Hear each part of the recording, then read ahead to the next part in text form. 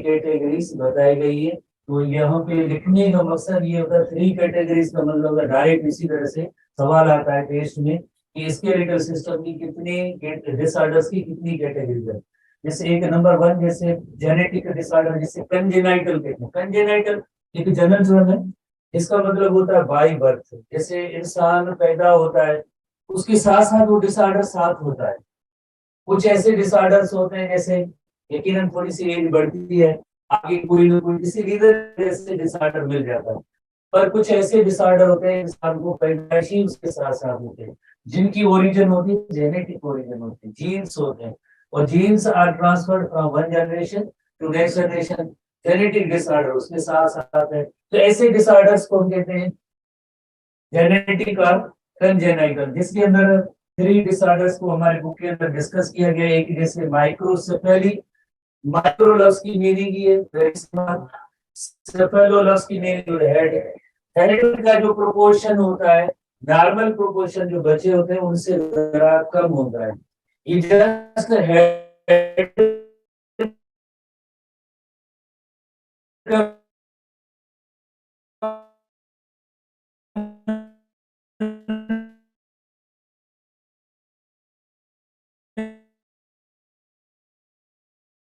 नहीं हुआ है, बिकॉज इसके अंदर ब्रेन होता है, सेरिब्रल कार्टेक्स का पोर्शन ज्यादा होता है।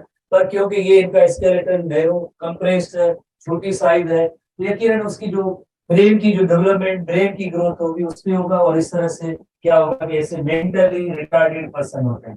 ऑस्टियोआर्थराइटिस जैसे हमने प्रीवियसली भी डिस्कस किया था, खास तौर पे जैसे आर्टिकुलर कार्टिलेज जो होता है उसकी डिजनरेशन का अमल शुरू होता है, और ब्रेन बोन्स, 2 बोन्स होती है एक दूसरे के करीब आ जाएगी, उनकी वियरिंग होगी, टीयरिंग होगी, और एक सीवियर किस्म की आर्थराइटिस होगी। जैसे ओस्टियो आर्थराइटिस, जैसे आर्थराइटिस के जनरल टर्म है। आर्थरो लफ्ज की मीनिंग ही होती है joint. Here there is arthro you mean joint. Arthritis, itis, ट्राइटिस ऐसे डिसऑर्डर्स के लफ्ज होते हैं, इन्फ्लेमेशन हो गए। तो जो टिपिकल कोई भी अगर ज्वाइंट होता है उसके अंदर ऐसी कंडीशन होती है, जनरली उसे हम आर्थराइटिस कहते हैं। 100 से भी ज्यादा साइंटिस्ट जैसे मेडिकल में उसके अंदर टाइप्स है, और one of them is osteoarthritis. इसकी जेनेटिक ओरिजिन है, फैमिली टेंडेंट से होती है, एक फैमिली से दूसरी फैमिली में इनहेरिट होता रहता है ये डिसऑर्डर। तो उससे ओस्टियोआर्थराइटिस के इलस्ट्रेशन में देखेंगे। क्लेफ्ट लिप एंड पैलेट, जैसे कुछ ऐसी फैमिलीज होती है उनके अंदर ऐसा जीन होता है, खासतौर पे कजन मैरिज में ज्यादा होगी, तो अपर बाई बर्थ बच्चे अपर लिप में भी कट होता है। पहली टाइम बोन होती है जैसे रूफ ऑफ, जैसे बकल कैविटी पहली टाइम, उसके अंदर भी स्प्लिट होता है, उसके अंदर भी कट होता है। जैसे अक्सर आप इसी मौसम में आप देखते हैं एडवर्टाइज वगैरह में कि जो फ्री उनकी क्लिनिक्स लगते हैं, सर्जरी होती है, और देन जो है उनको करेक्ट किया जाता है एस्थेटिकली, खूबसूरती के लिए। अदरवाइज जो बच्चे जो है उनकी इतनी ज्यादा खूबसूरती नजर नहीं आएगी, तो उनको जो है ये लिप डायरेक्टली जैसे मीन्स आपको नजर आएगा कि ये फटा हुआ है। कुछ ऐसे भी होते हैं जिनमें जैसे पहले चाइल्ड बोर्न होगी उसमें पहले होगा, ये भी एक जेनेटिक डिसऑर्डर है। तो पहले हम इन तीनों को देखते हैं कि किस तरह से इनकी अरेंजमेंट होती है। जैसे ये माइक्रोसिफेली एक ऐसा बच्चा जिसका जन्म हुआ है, उसका जो हेड, ये स्कल या हेड का प्रोपोर्शन है ये कम है, बिकॉज जो नॉर्मल ये होना था, नॉर्मल अगर साइज इसकी कंपेयर किया जाए तो ये नॉर्मल बच्चा है। और इसी तरह से एक ऐसा बच्चा पैदा हुआ है जिसके हेड का प्रोपोर्शन जैसे ये बहुत ही कम है। तो बिकॉज इसमें आगे के बाद रिजल्ट ये होगा कि ये ब्रेन की डेवलपमेंट प्रॉपर नहीं होगी, और देन ये आगे मेंटली रिटार्डेड पर्सन होगा। इसे हम कहेंगे माइक्रोसेफेलिक। मीन्स उनकी एज भी बड़ी होती है, बड़ी एज के होते हैं, मैच्योर भी होते हैं, पर उनकी जो हमेशा के लिए जो उनकी मेंटल डेवलपमेंट होगी वो इतनी प्रॉपर नहीं होगी। इसे हम कहेंगे माइक्रोसेफेलिक। और इसे क्लेफ्ट लिप एंड पैलेट है। क्लेफ्ट लिप एंड पैलेट, जैसे आप देखिए नॉर्मल बच्चा है तो उसके पैलेट और लिप, अपर लिप के अंदर भी कट होगा, और ये पैलेटाइन बोन है उसके अंदर भी कट हो सकता है। कट हो सकता है तो देन क्या होगा, यकीनन जो एक ऐसी एक खूबसूरती के हवाले से उसमें जो है एक प्रॉपर लाइक नहीं है, और प्लस में एक नॉर्मल बॉडी इंसान जो होनी चाहिए उसमें जैसे आप कहेंगे कि डिसऑर्डर है, बिकॉज लिप तो प्रॉपर होनी चाहिए, ये पैलेटाइन बोन है वो भी एक होनी चाहिए, उसमें स्प्लिट नहीं होनी चाहिए, फिर उसमें तो इसको करेक्ट किया जा सकता है थ्रू सर्जरी, पर ये होता बाई बर्थ है, कंजेनाइटल डिसऑर्डर, अक्सर कजन मैरिजेस की वजह से होता है। ओस्टियोआर्थराइटिस जैसे आर्थराइटिस का एक टाइप है, जिसे हमने पहले कल भी डिस्कस किया था। जैसे ओस्टियोआर्थराइटिस होगी तो यकीनन जैसे कार्टिलेज होगा ये थिन हो जाएगा और ये दो बोन्स आपस में जैसे टकरा जाएंगी, और यहाँ पे जो है ज्वाइंट के अंदर इन्फ्लेमेशन, पेन, स्वेलिंग, और पर्सन क्रिपल्ड हो जाएगा, यानी डिसेबल हो जाएगा, चलने फिरने में जो उनको परेशानी होगी, किसी सपोर्ट की, सहारे की, इवन दूसरे पर्सन की, या इवन चल नहीं सकते हैं, देन जो है वो उनको व्हील चेयर पे लोग आपने देखा होगा कैरी कर रहे होते एक जगह से दूसरी जगह तक, तो यानी उनकी बॉडी के अंदर खुद से चलने की एबिलिटी देन वो नहीं रहती है। तो इस कंडीशन को हम कहते हैं like osteoarthritis, osteoarthritis. Short form में वो ये भी कहते हैं degenerative joint disease that results from the breakdown of joint cartilage. और joint cartilage कौन सा होता है? Articular cartilage होता है, जो bones की surface पे होता करने में पड़ा था। And underlying bone जब cartilage जैसे टूट जाएगा, नहीं रहेगा, तो अंडरलाइन दोनों सरफेसेस जो होगी बोन्स की वो एक दूसरे के करीब आ जाए, और अनदर टाइप ऑफ कंडीशन होती है। तो this condition is called osteoarthritis. और दूसरी कैटेगरी जैसे है, दूसरी कैटेगरी है हार्मोनल जैसे डिसऑर्डर की, उसमें एक ही जैसे कंडीशन हमारे बुक में दी है osteoporosis. Where there is osteo you mean bone, porosis refers to porous, जब बोन्स जो है वो पोरस हो जाती है, स्पंजी हो जाती है। जैसे नॉर्मली जैसे जब मैच्योर एडल्ट या यंग स्टेज में होती है तो बोन जो है बहुत ही अंदर हार्ड होती है, कॉम्पैक्ट होती है, पर जैसे ही खास तौर पे औरतों के अंदर 40 या 50 ईयर्स 40 ईयर क्रॉस करते हैं तो responsible oestrogen hormone, then oestrogen hormone से क्या होगा, देन अंदर जो बोन्स है वो सारी खोखली हो जाएगी। ऐसे जिस तरह से अगर हम एक दरवाजे घुटन में जैसे डोर का एग्जांपल है, जिसको अंदर जैसे कुछ टर्माइट या दीमक वगैरह कुछ और इंसेक्ट वगैरह उनको खा जाए, बाहर शक्ल में दरवाजा नजर आ रहा है, अंदर कुछ खोखला होता है, आप एक थोड़ा सा धक्का देंगे तब वो टूट सकता है। बिल्कुल इसी तरह से ह्यूमन बीइंग के अंदर भी जब बोन्स ऐसी पोरस हो जाती है तो कई ऐसे मीन्स इंसान में जिंदगी में कोई ऐसे पॉइंट से ऐसी सिचुएशन होती है, थोड़ा भी धक्का लगे गिर जाए तो फिर देर आसानी से बोन ब्रेक हो सकती है। जैसे आपकी एज है, यंग एज है, आप जिस तरह से गेम भी खेलते हैं, डाई भी लगाते हैं, दौड़ते हैं, गिरते भी हैं, पर आपकी बोन को इतना कोई फर्क नहीं पड़ता है। पर यही छोटा सा अगर धक्का कोई लग जाए किसी ओल्ड एज पर्सन को जिसकी एज 40 प्लस हो, लेकिन उनकी बोन्स अंदर वीक होती है और आसानी थोड़े से फिजिकल प्रेशर से भी जैसे ट्रॉमा से कोई उनकी जो बोन ब्रेक हो सकती है, वाई अंदर उनकी बोन्स जो है खोखली होती है, इनको इतनी ज्यादा सपोर्ट नहीं मिलती, इतनी हार्ड नहीं होती, कॉम्पैक्ट होती है। रीजन क्या है, जैसे ईस्ट्रोजन हार्मोन की कमी होती है विलेज के अंदर, बिकॉज हार्मोनल आगे बैलेंस जैसे नहीं रहता। जैसे ये कंडीशन, जैसे एक डार्बल बोन को हम देखेंगे, डार्बल बोन मैट्रिक्स है, आप देखें छोटे छोटे पोर्स इतनी बड़ी नहीं, पर जैसे ऑस्टियोपोरोसिस हो जाती है तो अंदर ये खोखली हो जाती है। क्यों हो जाती है? Because oestrogen secretion falls, falls का मतलब है कम हो जाता है, bone become porous, thin and weak, और इस तरह से ये ऐसी बोन जो है पोरस भी बन जाएगी, थिन भी होगी और वीक होगी, फिर क्या होगा, इजीली ब्रेक। ठीक है, किसमें कौन कौन सा रीजन है जो ब्रेक हो सकता है? हिप बोन, जैसे गिरते हैं तो सबसे पहले जैसे हमारे जो ये पेल्विक गिर्डल वाला रीजन है वही पहले टच होता है जमीन पे, उस पे पूरी बॉडी का जैसे एक प्रेशर आया तो हिप बोन की ब्रेक होने के चांसेस होते हैं। खास तौर पे आपने जैसे क्यूबिक सिल्फाइसिस के साथ साथ इस तरह से जो है वो इतना ज्यादा उनमें प्रेशर आएगा तो ब्रेक किसी जगह पे हो सकती है। या वर्टिब्री, बिकॉज जैसे गिरता है इंसान तो ये पूरा वर्टिब्रल कॉलम है, यहाँ पे भी कोई कोई डैमेज हो सकता है।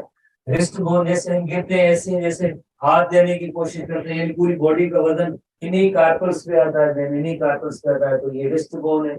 इसी तरह से जो इनकी जो फ्रैक्चर्स होते रहते हैं ऐसे ओल्ड एज पर्सन में। बाकी अगर आप छोटे बच्चे यंग एज या उसमें आप देखिए गिरे बच्चे तो उसमें जो इनकी बोन इतनी नहीं टूटती है जितनी जो है इन बड़े लाइक एज के लोगों में जो बोन्स की ब्रेकेज फ्रैक्चर होता है, बिकॉज आप एक एजिंग कंडीशन के अंदर इनमें ओस्टियोपोरोसिस होता है। ओस्टियो लफ्ज की मीनिंग जैसे आपने नोट की, bone and porosis refers to porous bone, जब पोरस अंदर खोखली हो जाती है तो इस कंडीशन को हम कहते हैं ओस्टियोपोरोसिस कहेंगे। This is called osteoporosis.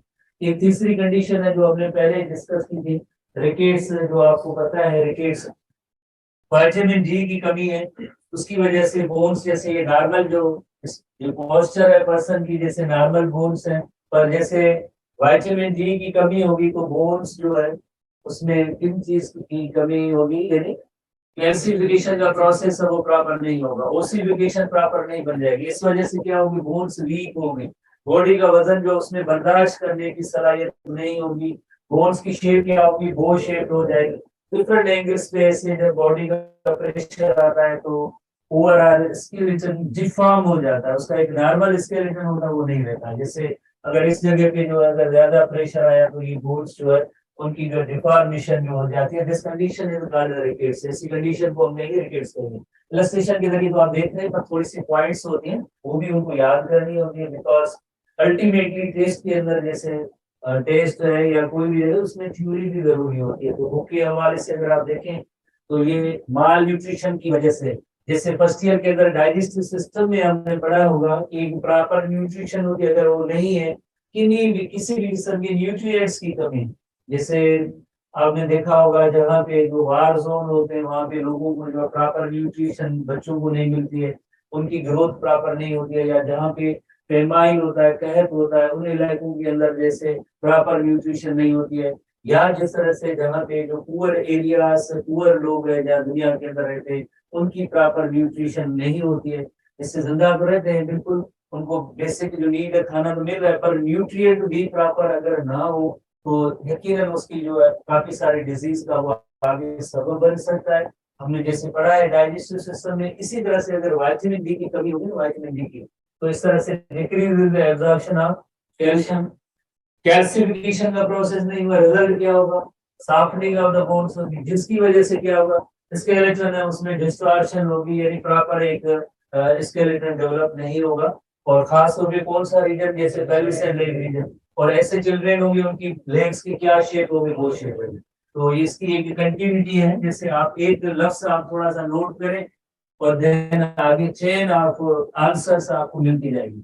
जैसे विटामिन डी की डेफिशिएंसी होगा क्या, कैल्शियम की एब्जॉर्प्शन नहीं, कैल्शियम की एब्जॉर्प्शन नहीं होगी, वो ओसिफिकेशन का प्रॉपर अमल नहीं होगा, बोन्स सॉफ्ट हो जाएंगे, वीक हो जाएंगे, उनमें वजन अपनी बॉडी का वजन बर्दाश्त करने की उनमें वजन आ रहा है, जाहिर उनकी लेग्स की जो शेप देखा होगा, कई ऐसे लोग होते हैं जिनकी जैसे लेग्स इस पैटर्न में होते हैं, वाई बिकॉज एहसास नहीं होता है एक्चुअली जो है ना, माल न्यूट्रिशन एक ऐसी कंडीशन है जब हो रही होती है ना तो आप किसी को बता ही नहीं सकते, क्योंकि हमारे यहाँ इतनी जो है मेडिकल अवेयरनेस नहीं होती है। जैसे खाना खाना क्या खाया, कुछ नहीं, पेट भर गया, भूख है, अगर नहीं होगी तो आगे चलती इंसान भूख की वजह से जैसे जैसे डायरेक्टली मर तो नहीं जाएगा, विटामिन डी नहीं मिला तो मर तो नहीं जाएगा, पर उसकी इम्पैक्ट या असर जो होगी वो आगे चल के किसी न किसी डिसऑर्डर की सूरत में आते हैं। आगे चल के अभी जैसे आपने देखा प्लस आई थी, लोग रोड पे आ गए, डेली लोगों को जैसे लोग जैसे कहना नहीं चाहिए बट वो उसको फूड की सप्लाई जो खास तौर पर इजी वे होता है बिरयानी, तो बिरयानी खिला रहे थे पर उनको दूसरी न्यूट्रिएंट्स वो नहीं मिल रहे थे, प्रोटीन नहीं मिल रहे थे, तो ऐसे बच्चे या पर्सन वीक भी हो जाते हैं। डाइट एक प्रॉपर होनी चाहिए जिसके अंदर सारे न्यूट्रिएंट्स होंगे तो बॉडी के लिए वो बेहतर होता है, कोई उसमें जैसे न्यूट्रिशन रिलेटेड डिसऑर्डर नहीं होता है। पास हो, आपने याद करना है माल न्यूट्रिशन की कैटेगरी। उसके बाद कुछ और भी डिसऑर्डर्स हैं जो स्केलेटल सिस्टम रिलेटेड डिसऑर्डर है, जिसमें one of them is disc slipper. एक है डिस्क सिल्प। सबसे पहले आप, जैसे हमने कल परसों भी शायद कल या डिस्कस किया था कि डिस्क सिल्प क्या होती है। जिसे आमतौर पे इंटरवर्टिब्रल डिस्क भी कहते हैं, कार्टिलेज का एक पैड होता है, जितनी भी वर्टिब्री है उनके दरमियान एक कार्टिलेज का पैड होता है, डिस्क शेप होती है, उसे हम कहते हैं डिस्क सिल्प। सिल्प की मीनिंग होती है जो अपनी जगह ओरिजिनल उससे निकल जाए, फिसल जाए, अपनी जगह छोड़ दे, उसे हम कहते हैं सिल्प कहते हैं, दैट इज कॉल्ड सिल्प, डिस्क सिल्प। इंटरवर्टिब्रल डिस्क प्रॉपर जगह पे मौजूद है, अगर वो डिस्क अपनी प्लेस ओरिजिनल प्लेस से हट जाए किसी रीजन की वजह से, that is called as disc slip. उसका असर क्या होगा देन, जैसे आपको पता है वर्टिब्रल कॉलम का काम क्या होता है, ओवरऑल प्रोटेक्शन है किस चीज की, स्पाइनल कॉर्ड की। वहां से क्या निकल रहा है, स्पाइनल नर्व्स निकल रहा है। अगर डिस्क अपनी जगह छोड़ जाए तो यकीनन सराउंडिंग क्या होगी, नर्व्स होंगी, उनको जाके प्रेस करेगी तो वो नर्व आगे जिस भी पार्ट को जैसे इनर्वेट कर रहे हैं, कंट्रोल कर रहे हैं, रेगुलेट कर रहे हैं, तो उनके अंदर जैसे वो फीलिंग होगी पेन की, और वो वहां पे जो है जैसे प्रॉपर मैसेजेस जाए या ना जाए, इस तरह से उनकी डिस्टरबेंस हो जाती है। तो जैसे ये एक नॉर्मल, जैसे एक वर्टिब्री, उसके अंदर नॉर्मल जो पोजीशन है इंटरवर्टिब्रल डिस्क की, जैसे आपने कल भी जैसे आपने देखा था कि उसके दो पार्ट होते हैं। एक डिस्क एनालिसिस में जो है ना कई लेयर्स हैं, किसके, एक लेयर नहीं, एनी लेयर्स है, one after another consecutive layers हैं, किसके होते हैं, कोलेजन फाइबर के। और इसकी वजह से क्या होता है, इनकी वजह से ये एक वर्टिब्री से अटैच है, और यहाँ यकीनन दूसरी वर्टिब्री भी उसके साथ अटैच है, पर उसका जो सेंट्रल पार्ट होता है वो जेली जैसा होता है, उसे क्या कहते हैं, न्यूक्लियस पल्पोसस कहते हैं, न्यूक्लियस पल्पोसस। तो आप देखिए किसी इंजरी की वजह से, किसी रीजन की वजह से, तो देन ये जो जेली जैसा पार्ट है ये निकल के कहाँ पे टच हो रहा है, ये नर्व, जो कोई भी नर्व रूट होगी, जैसे ये रेड कलर है, रेड कलर पेन के लिए जो लफ्ज इस्तेमाल किया है, जैसे ये नॉर्मल नर्व थी, आप देखिए नॉर्मल नर्व थी, इसको जैसे लाइक कोई भी प्रेसिंग वगैरह नहीं हो रही थी, इन्हीं को तो प्रोटेक्ट करना होता है, स्पाइनल कार्ड एंड नर्व्स को तो प्रोटेक्ट करना होता है। वर्टिब्रल कॉलम के अंदर 26 बोन्स हैं, पर कहीं कहीं भी एक दूसरे में जैसे वर्टिब्री जो है बीच में नर्व्स भी निकल रही है, प्रेसिंग नहीं होती है। प्रेसिंग तब होती है जब ये डिस्क सिल्क का मतलब, जैसे ये नॉर्मल नर्व आपने देखा, ये नॉर्मल नर्व, पर यहाँ पे जैसे डिस्क सिल्क हुई तो एक प्रोट्रूजन, जैसे जो पॉइंट्स निकल दिए इमर्ज होती है, तो इसे कहते हैं protrusion. Protrusion, this is called protrusion. कोई भी जो ओरिजिनल नॉर्मल प्लेस से बाहर जो पॉइंट निकलती है उसे कहते हैं प्रोट्रूजन। इंग्लिश का वर्ड है प्रोट्रूड, उससे ये निकला है प्रोट्रूजन। जैसे प्रोट्रूजन होती है तो वो प्रेस किसको कर रही है, जैसे हमने स्पाइनल को, जाहिर है जब वो नर्व देन आगे जिस भी पार्ट को इनरवेट करेगी, कंट्रोल करेगी, उन्हीं पार्ट्स में देन जो है यकीनन पेन की फीलिंग, और पर्सन इमोबाइल भी हो जाता है। इमोबाइल की मीनिंग है घूमने फिरने की, उसमें देन जो सलाहियत भी जैसे कम हो जाती है, बेड पे आ जाते हैं, जब तक ये करेक्ट ना हो। और इसका डायरेक्टली कोई इलाज भी नहीं है, बिकॉज जब ये स्पाइनल कार्ड नर्व्स इनमें इंटरफेरेंस होती है, तो जिस तरह से 90% से ज्यादा चांसेस होते हैं और डैमेज हो जाए, तो इस वजह से कोई दूसरे तरीके से डॉक्टर साहबान कहते हैं रेस्ट करें, हार्ड बोर्ड पे रेस्ट करें महीनों तक, और देन जाके कुछ वापस अपनी पोजीशन पे आ सकती है। ठीक है, सीवियर केसेस में तो मे भी जैसे लाइक सर्जरी की जरूरत हो, अदरवाइज कहते हैं हार्ड बोर्ड पे भी थोड़ा सा रिलैक्स मिल सकता है। एक नया लफ्ज आप सीखेंगे, हर्निएटेड डिस्क।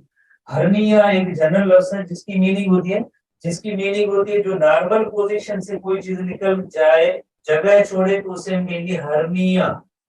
हर्निएटेड डिस्क यानी डिस्क अपनी जगह नॉर्मल पोजीशन छोड़ चुकी है, तो this is called herniated disc.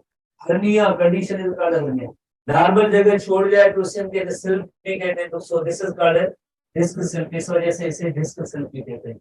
Herniated disc और डिस्क सिल्प भी कहते हैं, हर्निएटेड डिस्क और डिस्क सिल्प भी कहते हैं। ठीक है, इस तरह से हम देखेंगे कि जैसे ये वर्टिब्रल कॉलम है, ह्यूमन बीइंग के हवाले से देखेंगे, वर्टिब्रल कॉलम है किसी भी रीजन के अंदर, जैसे आप देखिए दो वर्टिब्री कंसेक्यूटिव वर्टिब्री, जैसे वर्टिब्री एक है, ये दूसरी वर्टिब्री, इनके दरमियान ये इंटरवर्टिब्रल डिस्क मौजूद है, इंटरवर्टिब्रल डिस्क मौजूद है। ये नॉर्मल पोजीशन में है तो नर्व प्रेस नहीं हो रही है, पर यहाँ पे आप देखें जब ये डिस्क स्लिप हो गया तो इसका जो प्रेशर है वो यहाँ से नर्व जो इमेज ओरिजिन होगी यहाँ पे, तो उसको ये प्रेस करिए तो इसी रीजन के अंदर जो सीवियर किस्म का पेन होता है। आगे इसमें एक और भी कंडीशन है, खासतौर पे जब स्पाइनल नर्व्स और जो सर्वाइकल रीजन से जो है प्रेस होगी तो उसे स्पंडाइलोसिस भी कहते हैं। स्पंडाइलोसिस नेक रीजन की, इसी तरह से नेक रीजन में प्रेसिंग हो। तो होपफुली आपने इसको सीख लिया होगा कि ये कौन सा डिसऑर्डर है। ठीक है, तो कौन सा डिसऑर्डर, पॉइंट्स इसमें कम है, इसमें हम एनीवे फिर भी देखते हैं कि इंटरवर्टिब्रल डिस्क होती क्या है, ये शार्प ऑब्जर्वर आपको पता है कहाँ कहाँ पे मौजूद है, between successive vertebrae. Successive vertebrae की मीनिंग होती है एक वर्टिब्री, दूसरी वर्टिब्री, तीसरी वर्टिब्री, तो उनके दरमियान जैसे इंटरवर्टिब्रल डिस्क होती है।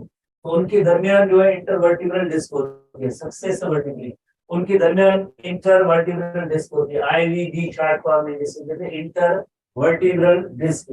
ठीक है, तो present between successive vertebrae they provide mobility to vertebrae and act as a safety device. Mobility कैसे, कल का आप टॉपिक ध्यान में रखें, ग्लाइडिंग जो है, ग्लाइडिंग जो है, ग्लाइडिंग जो है, और vertebral column is flexible because of this safety device intervertebral disc, थोड़ी सी जो उसमें मूवमेंट होती है, फ्लेक्सिबिलिटी होती है, mobility to vertebral and act as a safety device to avoid the grinding. जैसे अगर फॉर एग्जांपल हम अज्यूम करें कि ये अगर हम इसको माइनस कर दें तो ये दोनों वर्टिब्रल एक दूसरे के करीब आएंगे, ग्राइंड करना शुरू कर देंगे, बीच में नर्व आएगी तो वो तो वैसे ही प्रेस हो जाएगी, पर वर्टिब्रल इस तरह से hence wearing of the successive vertebral. अब ये डिस्क सेल की जैसे लाइक जो पॉइंट्स हैं कि इनर कुशन लाइक पोर्शन होता है, उसे वो सॉफ्ट भी होता है, जेली लाइक होता है, थोड़ी देर पहले हमने पढ़ा था, जैसे हम कहते हैं inner inner portion nucleus pulposus pulposus. जैसे हमारे बुक के अंदर ये ड्रम नहीं है तो आप याद नहीं करेंगे, पर हमारे एसटीवी बुक के अंदर इसके डेफिनेशन जैसे मौजूद है कि इनर पार्ट जो होता है वो सॉफ्ट होता है, जेली जैसा होता है, और आउटर रिंग है फाइब्रस, वो सेवरल लेयर्स है, आप देखिए बहुत ही ज्यादा इनकी लेयर्स है, और किसकी बनी होगी, कोलेजन फाइबर्स की होगी। तो इनका काम क्या होगा, आउटर लेयर का, आउटर लेयर का काम होगा दो वर्टिब्रल को आपस में जैसे होल्ड करना, अटैच करना। जैसे ये आउटर फाइबर है, एक इस वर्टिब्रल को होल्ड कर रहा है और इस तरह से ये इस वर्टिब्रल को होल्ड कर रहा है, अटैचमेंट हो रही है। आउटर रिंग जो फाइब्रस है, several layers of cartilage made up of collagen is strong and holds the successive vertebral together. तो अगर इसके अंदर जो अपनी जगह छोड़ जाए, स्लिप हो जाए, तो यकीनन आपने देखा कि उसका जो प्रेशर होगा वहां से जो नर्व ओरिजिन होती है, जिसकी ओरिजिनेशन होती है, उसको जाके प्रेस करेंगे, सीवियर डिसऑर्डर पे कोई जैसे इलाज में जैसे बेड रेस्ट की जरूरत है। If unfortunately due to the physical trauma, trauma एक जनरल लफ्ज है जिसकी मीनिंग है इंजरी, कोई हादसा होता है, गिर जाते हैं, जैसे चोट जोरदार लगती है, the cartilage ring of the disc ruptures and displaces and condition is called disc. तो ये देखें, ये रप्चर हुई है और रप्चर होने के बाद ये नर्व को प्रेस कर रही है आगे, protrusion presses upon the spinal nerve. Protrusion किसे कहते हैं, जो बाहर निकलने वाला, जो नर्व पोजीशन से बाहर निकलने वाली जो पॉइंट होती है उसे प्रोट्रूजन। और इस तरह से क्या होगा, सीवियर पेन भी होगा, इनेबिलिटी टू मूव होगी, रिपेयर किया है, prolong rest on hard bed और पेन किलर वगैरह डॉक्टर। तो इस तरह से कोई इतना बड़ा टॉपिक नहीं है, जस्ट छोटी सी पॉइंट है, छोटी सी पॉइंट है। उसके बाद जैसे नेक्स्ट आते हैं स्पॉन्डाइलोसिस आते हैं। स्पॉन्डाइलोसिस जैसे आपने देखा कि हमारा जितना वर्टिब्रल कॉलम होता है उनके अंदर आपको ये जो जैसे ब्लू कलर की जो पॉइंट्स नजर आ रही है, ये सारी इंटरवर्टिब्रल डिस्क होती है, इंटरवर्टिब्रल डिस्क होती है। अगर ऐसी इंटरवर्टिब्रल डिस्क नेक रीजन की वहां पे जैसे स्लिप हो जाए और नेक रीजन की नर्व जो प्रेस हो, तो उस कंडीशन को हम कहते हैं स्पॉन्डाइलोसिस। तो degeneration of the vertebral column from any cause, किसी रीजन की वजह से अगर हमारा वर्टिब्रल कॉलम है उसमें डीजनरेशन हो जाए तो फिर क्या हो सकता है, इसे हम कहते हैं स्पाइनल ओस्टियोआर्थराइटिस। और इसके रीजन काफी सारे होते हैं, जिसमें एक एजिंग रिलेटेड वियर टियर भी होते हैं, जैसे खासतौर पे ट्रॉमा इंजरी भी हो सकती है, पर एजिंग में अक्सर ये अक्सर होता रहता है। जैसे नेक रीजन के अंदर आपने देखा होगा कुछ लोग होते हैं बेल्ट बांधा होता है, वो कॉलर, सॉरी बेल्ट या कॉलर बांधा होता है, और इसका काम होता है कि जैसे प्रेशर देना ताकि ये जो दो वर्टिब्री है एक दूसरे से थोड़े सेपरेट अलग हो जाए और उसके दरमियान जो नर्व निकल रही है उसको थोड़ा सा रिलैक्स मिले ताकि वो प्रेसिंग उनकी ना हो, वो कंडीशन होती है स्पॉन्डाइलोसिस। जैसे ये नेक रीजन है, नेक रीजन की सर्वाइकल वर्टिब्री, और सर्वाइकल वर्टिब्री में जैसे आप देख रहे हैं कि नर्व्स होती है, अगर ये नर्व्स वर्टिब्री एक दूसरे के करीब आ जाए या वियर एंड टियर हो तो ये नर्व प्रेस हो सकती है, प्रेस हो सकती है, तो इस कंडीशन को हम कहते हैं spondylosis. This condition is called spondylosis. जैसे नेक रीजन है, नेक रीजन की ये जो वर्टिब्री है अगर डीजनरेशन होगी तो ये नर्व जैसे ये प्रेस होगी, आगे अच्छी रेस्ट्रिक्शन दे देते हैं, तो दैट इज कॉल्ड स्पॉन्डाइलोसिस। उस कंडीशन को हम कहते हैं स्पॉन्डाइलोसिस कहते हैं। ठीक है, ये नेक रीजन, सर्वाइकल वर्टिब्री, और सर्वाइकल वर्टिब्री के हवाले से अगर इनकी प्रेसिंग हो, जैसे ये नॉर्मल है नॉर्मल जैसे ये इंटरवर्टिब्रल डिस्क पड़ी है, पर आप इस जगह भी देखें ये नॉर्मल इंटरवर्टिब्रल डिस्क है, पर ये डिस्क किसी रीजन की वजह से, जैसे यकीनन जैसे थोड़ी सी सिल्क हुई है तो नर्व्स को बल्जिंग डिस्क, बल्जिंग या प्रोट्रूडिंग, थोड़ी देर पहले हमने पढ़ा था। बल्ज की मीनिंग होती है जो बाहर निकलने वाला हिस्सा होता है, उससे कहते हैं बल्जिंग, बाहर निकला हुआ ओरिजिनल प्लेस।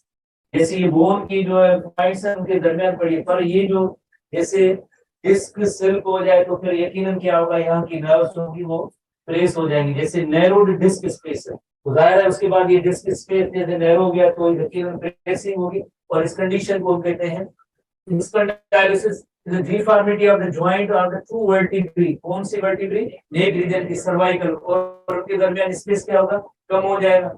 कम होगा तो क्या होगा, नर्व प्रेस होगी, results in the pressing upon the nerves emerging from the spinal cord, और उसके रिजल्ट में क्या होगा, सीवियर पेन होगा।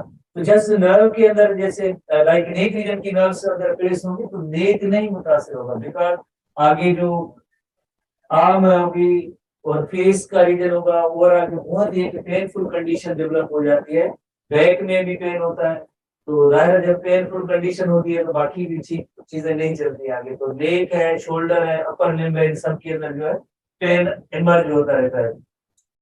कोई इलाज नहीं, जैसे घायल की तो पेन किलर है, बट सर्जरी हो तो लेटर पता नहीं सक्सेस नहीं, हमेशा जो है लाइक जैसे जो नर्वस सिस्टम रिलेटेड जो सर्जरी होती है उनमें रिस्क बहुत बड़ा होता है, बिकॉज नर्व टिश्यू एक बार अगर डैमेज हो जाए उसकी रिपेयर कभी नहीं होती है। तो इस वजह से डॉक्टर साहिबान भी अल्टरनेटिव कोशिश करते हैं कि कोई और तरीका हो, इंटरवेंशन उसकी ना हो। दरअसल तो एक bearing hard collar around the neck, और इस वजह से प्रेशर होगा, इसकी वजह से जो सक्सेस वर्टिब्री एक दूसरे से अलग होगी और प्रेशर रिलीज होगा। इस तरह का एक थोड़ा सा ट्रिक या मेथड है जिसके जरिए जो सक्सेस वर्टिब्री है उनको अलग किया जा सकता है ताकि इसकी जो प्रेशर जो कम हो। स्पंडाइलोसिस, ठीक है, स्पंडाइलोसिस के हवाले से जैसे हम देखेंगे कि स्पंडाइलोसिस काफी डिस्कस किया है, थोड़ा आगे चलते हैं, ठीक है ना। स्पंडाइलोसिस नेक्स्ट है आर्थराइटिस। आर्थ्रोलव्स की मीनिंग ही जैसे होती है joint, you know very well, आर्थ्रोलव्स की मीनिंग ही होती है ज्वाइंट होती है। जो काफी मरतबा आपने जैसे पढ़ा है कि जो दो बोन्स होती है उनका एंड जो होता है उसके कार्टिलेज होता है, उसका नेम होता है आर्टिकुलर कार्टिलेज। हाइलिन का टाइप होता है आर्टिकुलर कार्टिलेज, कार्टिलेज को से आर्टिकुलर, आर्टिकुलर आर्टिकुलेशन के लिए लफ्ज इस्तेमाल होता है। आर्टिकुलेशन क्या है, ज्वाइंट है, तो ज्वाइंट का डिजायर है, दो बोन्स है, तो हर एक बोन की एंड पे जो कार्टिलेज होता है उसे हम आर्टिकुलर कार्टिलेज कहते हैं। ज्वाइंट्स बिकम सवाल है, यानी इसकी कंडीशन है कि जब आर्थराइटिस होगी तो क्या क्या होगा, स्वेलिंग होगी। ऐसे लोग जिनके अंदर आर्थराइटिस होती है, खास तौर पे आपने अगर नी ज्वाइंट देखे होंगे उनकी बहुत ज्यादा उनके अंदर स्वेलिंग होती है। हम ये समझ लेंगे ये इनमें जो है ये थोड़ा मोटापा होगा, पर एक्चुअली उसके अंदर जो बहुत ज्यादा स्वेलिंग होती है, कंडीशन पेनफुल शदीद किस्म का दर्द होगा। अगर पेन किलर ज्यादा खाते हैं तो बड़ी इसके अंदर उनके अलग साइड इफेक्ट होते हैं, वेरी पेनफुल कंडीशन होती है, वेरी पेनफुल कंडीशन होती है। और इमूवेबल, इमूवेबल जाहिर है जब इतना सीवियर पेन होगा तो जैसे आप तो ऐसे दौड़ते हैं, चलते हैं, उठते हैं, बैठते हैं, इस वक्त कोई एहसास नहीं है। जब एजिंग होती है, एजिड पर्सन होते हैं तो आपको पता है या तो उनको व्हील चेयर पे लोग लेके जा रहे होते हैं या सपोर्ट देके लेके जा रहे होते हैं या बहुत स्लो चलते हैं तो फिर छड़ी वगैरह होती है, ये सब चीजें जो है आप देखते रहते हैं। रीजन क्या है, एक रीजन है हेरिडिटी, इससे थोड़ी देर पहले हमने पढ़ा था कि ऑस्टियोआर्थराइटिस जेनेटिक बेसिस है, कंजेनाइटल बाय बर्थ है, वायरल इन्फेक्शन भी हो सकते हैं, इंजरी भी हो सकती है, एजिंग है। तो ये क्वेश्चन जरा इंपॉर्टेंट होता है, तो वाई आर्थराइटिस उसके रीजन क्या होते हैं, तो आपने इन्हें नोट करना है कि आर्थराइटिस के ये रीजन है, ठीक है ना। और smooth and flexible cartilage between bones of joint is denatured by the deposit of calcium which makes cartilage hard. आपने कुछ लोग एजेड पर्सन को देखा होगा, जब वो चलते हैं तो उनके अंदर जैसे थोड़ी सी आवाजें ज्वाइंट में आती हैं, तो एक्चुअली वो कार्टिलेज हार्ड हो जाता है और महसूस होता है कि यानी जैसे थोड़ी सी ऐसी आवाज है तो आप महसूस करेंगे दोनों पार्ट जैसे टच हो रहे हैं, तो इस वजह से जैसे रबरी मटेरियल और टच हो रहा है इस तरह से होता है, बिकॉज कार्टिलेज उस वक्त हार्ड हो जाता है। रिजल्ट क्या होगी, रिजल्ट होगी ऐसे ज्वाइंट स्टिफ हो जाएंगे, हार्ड हो जाएंगे और पर्सन जो मूव नहीं करेंगे। क्रिपल्ड, क्रिपल्ड की मीनिंग है डिसेबल, ऐसा पर्सन देन जो डिसेबल हो जाएगा। देन इसी को किसी सपोर्ट की जरूरत पड़ेगी। सपोर्ट की मीनिंग या व्हील चेयर है या जो छड़ी वगैरह है या किसी पर्सन की सपोर्ट की जरूरत पड़ेगी। तो इस तरह से होता है। ट्रीटमेंट क्या है?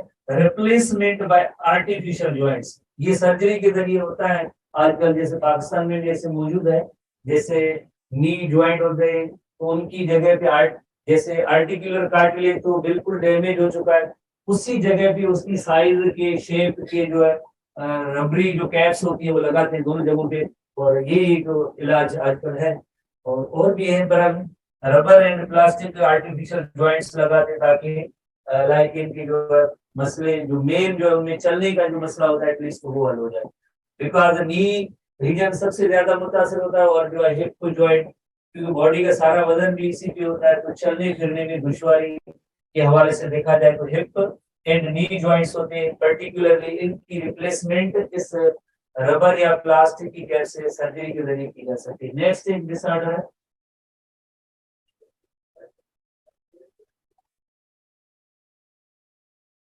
कैल्शियम हार्मोनल डिसऑर्डर भी हो सकते हैं, इनका हार्मोनल मेटाबॉलिज्म में, डाइट में भी हो सकता है। और मुख्तलिफ रीजन है इसका, कोई जैसे हम पर्टिकुलर कहेंगे ये रीजन है। तो कई डिसऑर्डर जैसे एजिंग रिलेटेड कई डिसऑर्डर्स होते हैं उसमें। One of them calcium metabolism, hormone के डिसबैलेंस जिसकी वजह से इवन किडनी स्टोन भी जैसे हो रहे हैं, डाइट की वजह से हो रहे हैं। काफी सारे मेडिकल रीजंस होते हैं कि भाई ऐसा क्यों होता है। और आखिर में जब एजिंग है तो एजिंग में सब कुछ होता है। एजिंग में सब कुछ है। यंग एज में तो कैल्शियम तो डिपॉजिट नहीं होती है। यंग एज होती है तो उसमें तो कार्टिलेज में कैल्शियम तो डिपॉजिट नहीं होती। कब होती है? जाहिर जब अबव 40 आते हैं तो ही होता है। This is called ageing. उसमें सब चीजें होंगी। अब नेक्स्ट है सीआरटी का, जिसे आमतौर पे उर्दू जुबान में जिसे कहते हैं अर्क निस्सा का दर्द, सीआरटी का। जैसे आपने देखा है कि जो हमारा जो वर्टिब्रल कॉलम है या बैकबोन है, तो उसमें उसका मेन काम क्या होता है? रोटेशन देना होता है किसको? स्पाइनल कार्ड को। और वहां से क्या निकलती है? स्पाइनल नर्व्स निकलती है। स्पाइनल नर्व्स के काफी सारे जो ब्रांचेस होते हैं, जैसे आप देखिए ब्रांचेस हैं, आगे चल के एक सिंगल जो है नर्व बन रही है। काफी सारी ब्रांचेस है, वेरियस रीजन से निकलती है, नेटवर्क हो है, पर आगे जाके एक सिंगल नर्व निकलती है। ये सिंगल नर्व है, इसका नेम है sciatic nerve. Sciatic nerve, sciatic nerve, इसकी ओरिजिन कहाँ से हुई? इसकी ओरिजिन है इसी स्पाइनल कार्ड से हुई है। कहाँ कहाँ की सेक्शन है उनकी, उनसे ब्रांचेस जैसे निकल रही है।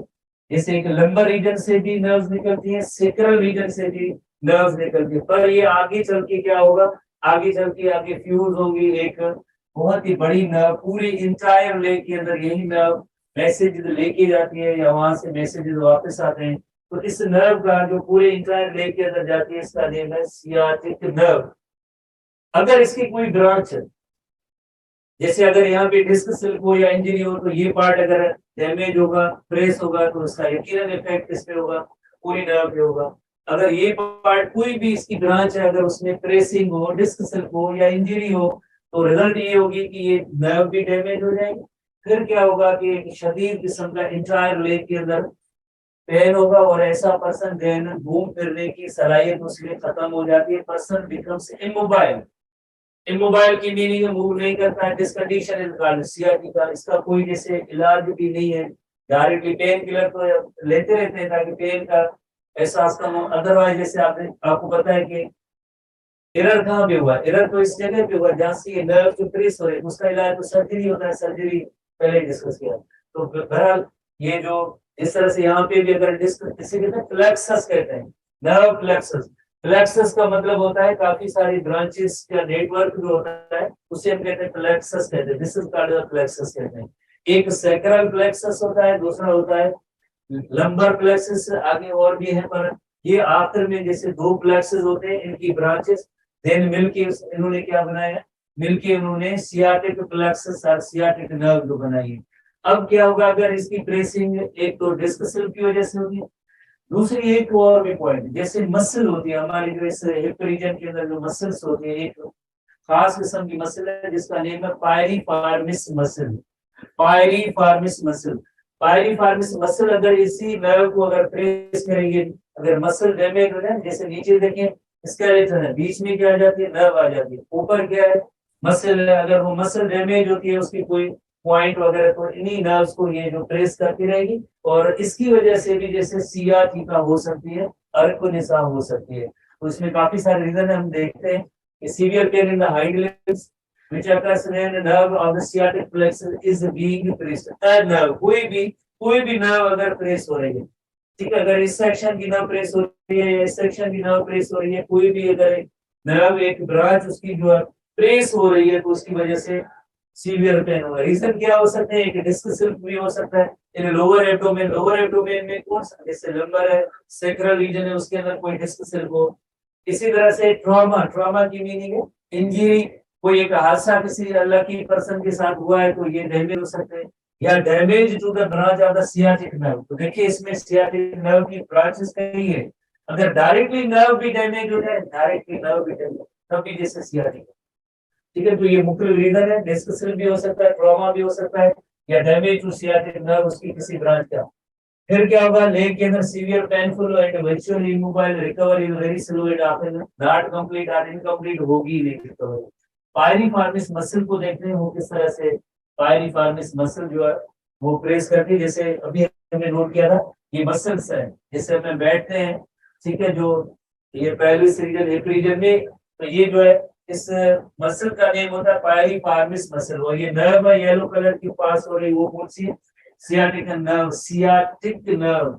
अब उसको ये जो अगर ये मसल अगर डैमेज हो जाए तो ये भी इसको प्रेस करती है, और इस वजह से भी पर्सन में एबिलिटी नहीं होती है कि वो मूव करे, ठीक है। उस वजह से इंटायर लेग के अंदर जो सीवियर किस्म का पेन होता है, जिसका कारण सियाटिका, इसे सियाटिका आखिरी एक फीचर है ब्रोकन बोन, फ्रैक्चर्ड बोन और ब्रोकन बोन, फ्रैक्चर्ड बोन और ब्रोकन। चलो 5 मिनट है, नहीं आएगा। हाँ ये चीज हो गया, उसको खाने को